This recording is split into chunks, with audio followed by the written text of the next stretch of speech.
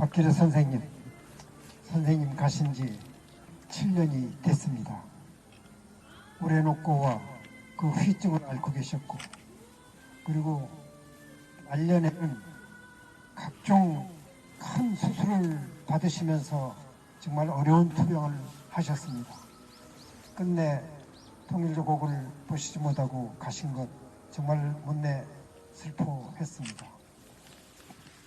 안산 그때 고대 병원이었던가요? 네. 추모식을 가질 적에 조중환 선생이나 또 아직 그때 많은 안산 지역 일꾼들이 함께 하셨고, 특히 아까 양력에서 좀 나왔지만은 저희 양심수 후원에서 회원들이 많이 왔습니다. 선생님 석방운동을 함께 했던 그 인연, 그리고 특별하게 선생님과 저희들이 갖고 있었던 여러 가지 통일지향적 활동 때문이었습니다. 선생님은 양력에 나와 있듯이 의용군에 입대해서 투쟁을 하다가 유격대 활동 중에 체포당했습니다. 그리고 3년 동안 목표를 지켰습니다. 사실 그때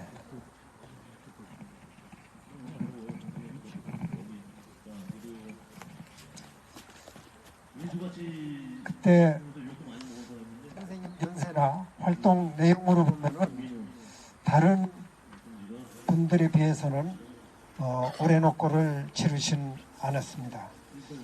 어쨌든지 선생님이 살아오신 그 과정은 정말 현실에 어떻게 적응하느냐.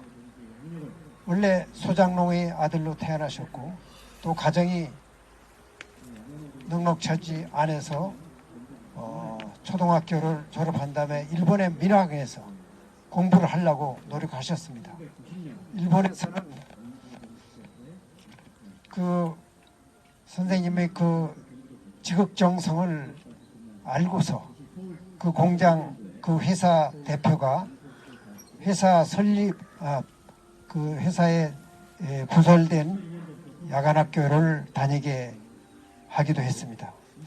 사실 이때까지만 해도 선생님이 어떤 민족의식이라든가 민족 해방이죠, 그 당시에는. 이런 거에 대해서 보다는 향학력, 어떻게든지 공부를 해야 되겠다. 초등학교를 졸업하고 자기만 못한 그분들은 다 중학교를 다니는데 자기는 우등으로 졸업했음에도 불구하고 학교 못 다니는 데 대한 그 참 배움에 대한 그 열의가 대단했습니다. 그러나 해방 후 귀국해서 이제야말로 새롭게 시대를 적응하는 가장 선진적인 그런 사고방식과 활동을 하셨습니다. 서울도 다녀오셨고, 또 지방에서는 치안유지라든가 여운형 선생이 그때 자료에 의하면은 저들이 취재했을 때에는 여운형 선생을 만나뵀다는 얘기를 들었습니다만은 지방에 있는 우리에서 갖고 치안유지라든가 이런 활동을 하셨습니다.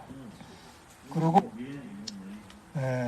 양력에 나와 있듯이 고대에 들어갔다가 그 서북 청년들 이네들이 그 많은 난동 때문에 중앙대학교로 옮겨서 3년간 수학을 하고 전쟁이 나자 연구원에 입대하셨습니다. 이렇게 선생님은 그 조국 통일에 대한, 민족 통일에 대한 염원과 함께 자기를 성장시키기 위한 그 향학열이 대단하셨습니다. 그것이 함께 선생님이 지니고서 통일운동을 열심히 하신 걸로 알고 있습니다. 제가 1983년에 출소했는데 나와서 보니까 장기수 선생님들이 많이 계셨습니다. 저는 다른 사람들하고 달라서 난민전 사건이라고 그 비전향 장기수들, 북에서 나온 공작원이라든가 또 일반 시국사 보목은 다른 이런 그 분들하고 같이 지낼 수 있었습니다. 그때 수십 년 감옥에 갇혀 있던 그 분들을 알게 됐습니다. 그래서 제가 나와가고 난민전 석방운동을 하고 그 이어서 한 것이 양심수 후원회였습니다. 1988년 12월 21일 그때 시국사범이라고 하는 모든 양심수가 석방됐습니다. 난민전을 비롯한 모든 시국사범, 그때 못 나오신 분들이 박기래 선생님을 비롯한 간첩 혐의를 받았던 북에서 나온 공작원들, 빨치산 출신, 그리고 사회안전법으로 청주 감호소에 계셨던 분들이 못 나왔습니다. 이분들이 대략 250여 명 됐습니다. 그리고 양심수 후원회가 만들어지고 89년까지 석방된 것이 한 70여 명. 그래서 우리가 정식으로 발족할 때는 170여 명이 남아 있었습니다. 그리고 2년 후에 박기래 선생님이 나오시게 되는데 그때 박기래 선생님이 둘째 따님이 박금석 씨라고 있습니다.